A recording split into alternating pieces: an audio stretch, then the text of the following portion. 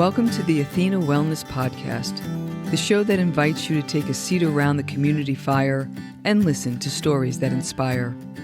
I'm your host, Kathy Robinson, author, coach, and founder of Athena Wellness, a company that's dedicated to supporting you on your journey to live more wholeheartedly.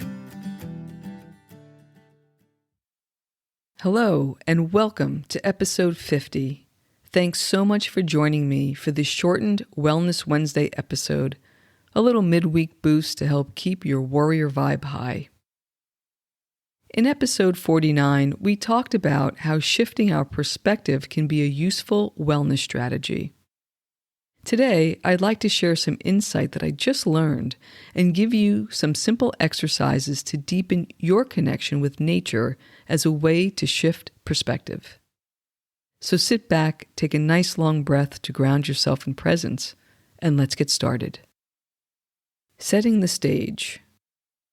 Author, professor, and theoretical physicist Lawrence Krauss wrote the following passage in his book, A Universe from Nothing, Why There's Something Rather Than Nothing. Quote, "Every atom in your body came from a star that exploded.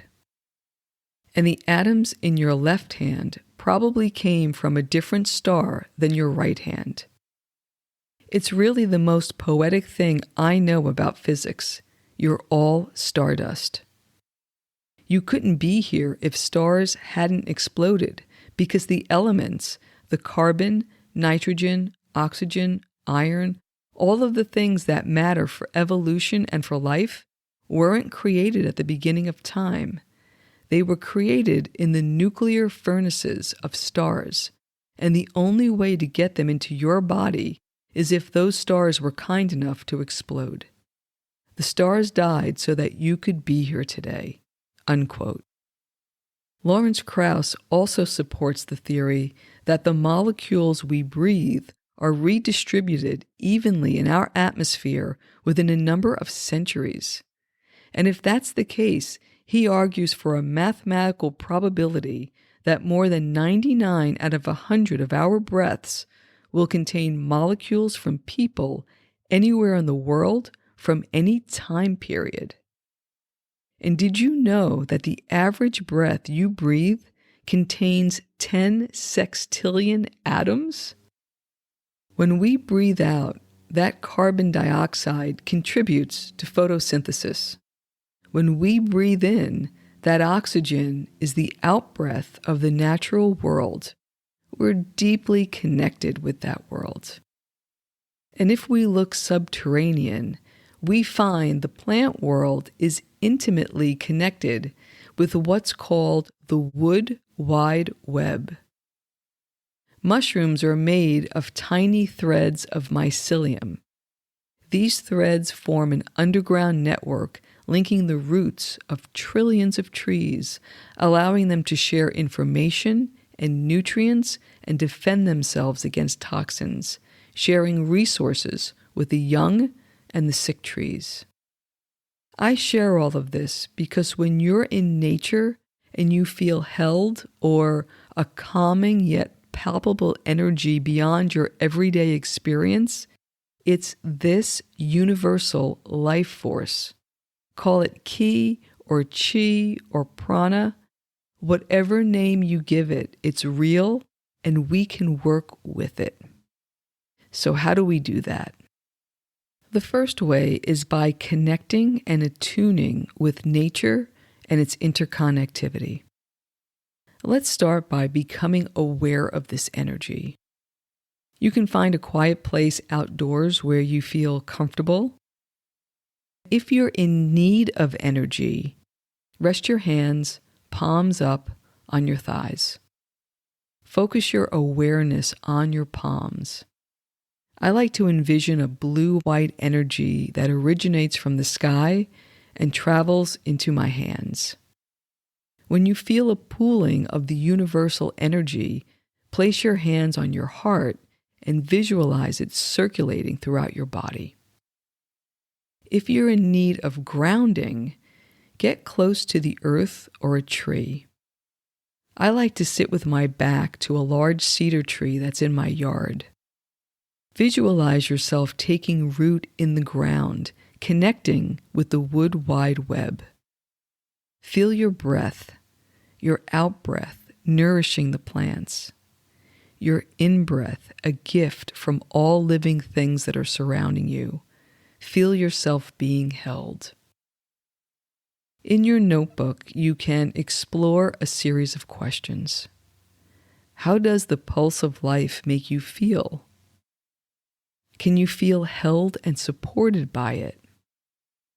What's your contribution to the web of life, to this ecosystem? How might you incorporate these practices into your day? The second is by listening and holding a question while sensing an answer. Nature photography editor and conservationist Nancy Newhall once said, "The wilderness holds the answers to more questions than we can ask." So how can nature help us frame our questions? What comes to mind is a Moody Blues lyric from a song that's almost as old as I am. It's called Tuesday Afternoon, and here's the lyric. Something calls to me. The trees are drawing me near. I've got to find out why. Those gentle voices I hear explain it all with a sigh. So my suggestion is to stay open and curious to see what pulls you. Try exploring these questions. What do I need to know right now? Where's my growing edge? And what fresh approach can I take? You can write or take notes as you feel, or just sit there, or walk, or just be. Lastly, I'd like to explore meditating in nature, and it's not what you think. Although I will start with an old Zen saying that goes, you should sit in meditation for 20 minutes a day. Unless you're too busy, then you should sit for an hour. So while that's sound advice, my suggestion is more in line with what I'm guessing your current life will allow. First, if you like to try to meditate, it could be as simple as sitting in stillness for 5 minutes a day. To anchor the habit, do it consistently for 90 days. You can increase the time any day, but do sit mindfully for at least 5 minutes. If the word meditation makes you squirm, you can still get a sense of calm and inner harmony through a mindful activity that engages your senses and connects with natural elements like earth, water, air, or fire. Here are some simple suggestions. The first is movement. You can connect with yourself and that natural energy by just walking in the woods, allowing the movement to guide you. The second is through observation.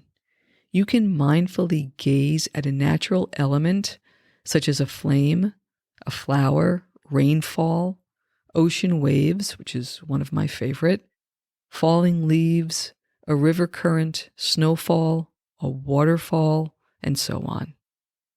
Observe the details with your senses and look for its essence and connect with that life force.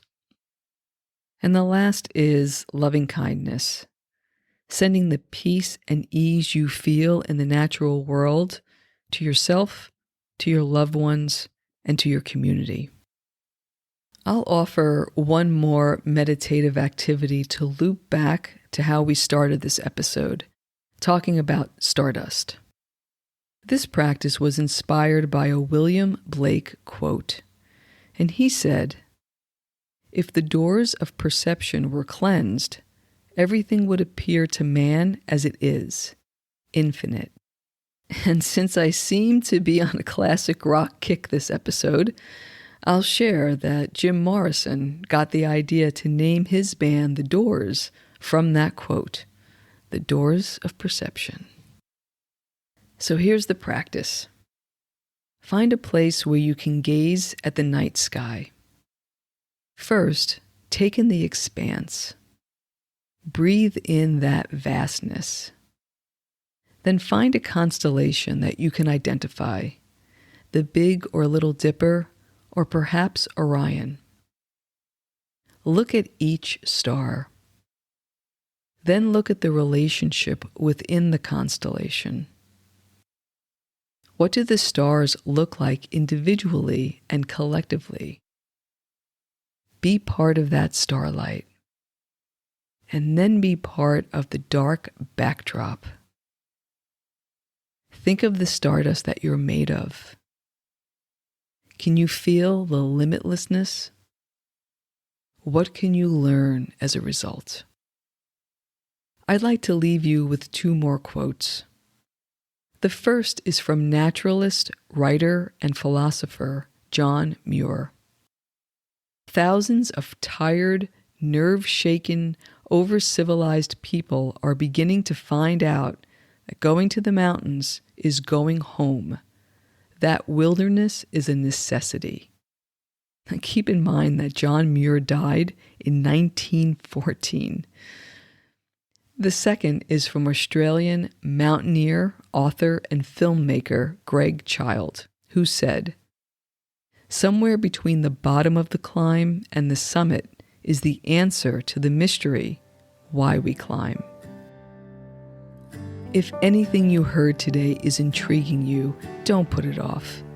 Spend a bit of time outdoors and find out why. Thank you so much for joining me today. I know there are many ways you can spend your time. Thank you for choosing to spend it with me. Until our paths cross again, be kind to yourself and show your warrior spirit some love. If you know anyone who could benefit from today's episode, please pass it on. And many thanks for supporting the show by subscribing and leaving a review. It means a lot, and it helps others find their way to our circle. And if you'd like access to the show notes, have a question you'd like addressed on a future episode, or would like a transcript of this episode, visit www.athenawellness.com/podcast. Until next time, be well.